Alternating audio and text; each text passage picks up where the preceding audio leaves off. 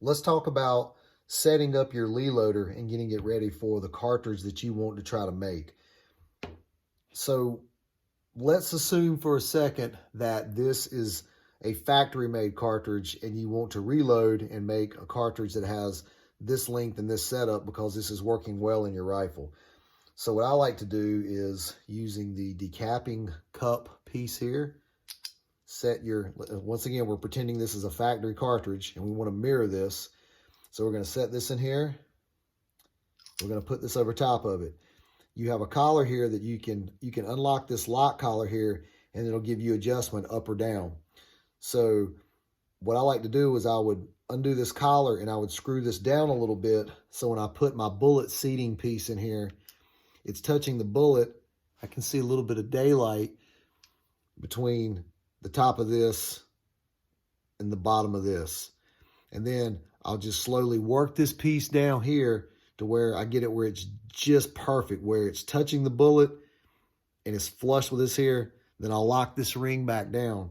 And now I know I'm really close to the ballpark of mirroring a factory cartridge. So if I were to take an empty casing and put it in here, and take this and put over it, now drop the bullet into here and put this in there and give it a couple of taps with a hammer.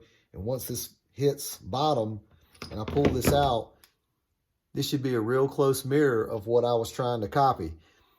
And you can obviously measure it with calipers and see how close you are and then make any final adjustments and tuning it in here. But that's the quick way that I use to set it up so I'm mirroring the cartridge that I want to use. Now let's also talk about how we can get a little bit more out of the Lee loader than just the card, which there's a lot of information on the card with various grain bullets, various powders, and they're all centered around a 3.4 cc dipper. And this is where we start to take a little bit of a turn from traditional reloading, where when you get to the powder part on this one, you're using a scoop, and on traditional reloading, they're using some type of a dispenser that goes into a cup that measures out each load very precisely in weight, and they put it in the casing just like that. But with this one, for the type of hunting that I'm doing pretty well just by using the dipper, and I like that because it decreases the time it takes to load cartridges.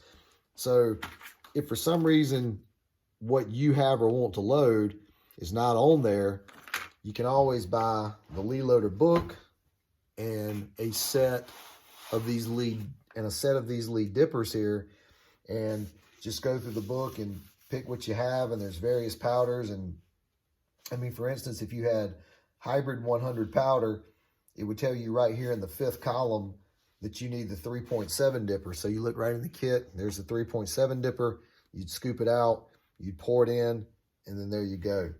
So you're all set up that way. So by getting the book and these, you expand a whole lot from what you can actually do with the basic Lee loader kit. And I'm going to say probably between $30 and $40, you've got a set of dippers and you've got this book that greatly increases the capability of the different loads that you can work up with just the Lee loader kit.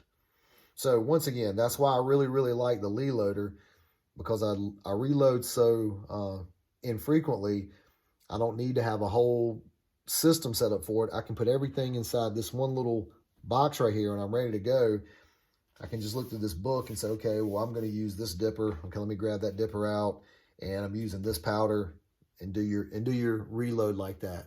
So it's a really cool little way to expand on this and have a lot of variety with a very simple system of reloading. Here is a target. This one was shot with something different. Here's a target of the actual Lee loader cartridges with these exact same caliber, exact same method. This was shot at 100 yards out of a single shot rifle with a vintage fixed 4-power scope with a German #1 reticle. So if you don't know what a German #1 reticle looks like, and then you'll understand it's a little bit different than your duplex reticle crosshair, but that was at 100 yards. And this was not the first time. I have other targets that I just didn't bring back with me that I was shooting groups very consistently like this just by doing this method with the Lee loader.